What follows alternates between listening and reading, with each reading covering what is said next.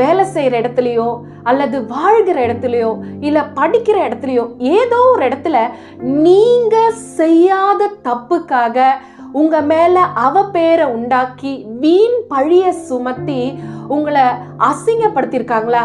கவலையப்படாதீங்க. வசனத்தின்படி கர்த்தர் சொல்லுகிறார், உங்களுடைய நீதி வெளிப்படும் மட்டும் ஆண்டவர் மௌனமா இருக்க மாட்டாராங்க, அமைதியாவே இருக்க மாட்டார். அது வெளிப்படும் நாள் மட்டும் அமர்ந்திருக்க மாட்டாருன்னு சொல்லி வசனம் சொல்லுகிறது. உங்களுடைய நீதியை கர்த்தர் கட்டாயம் வெளிக்கொண்டு வந்து உங்களுக்கு எந்த இடத்துல நீங்க வெட்கப்பட்டீங்களோ, எந்த இடத்துல உங்களுக்கு அவமானம் நிந்த வந்ததோ, நீங்க செய்யாத தவறுக்காக எந்த இடத்துல அசிங்கப்பட்டு நின்னீங்களோ அதே இடத்துல கர்த்தர் உங்கள் பேரை மாற்றி உங்களுக்கு உங்களுடைய தலையை நிமிர செய்து உங்களுடைய முகத்தை பிரகாசிக்க செய்வார்.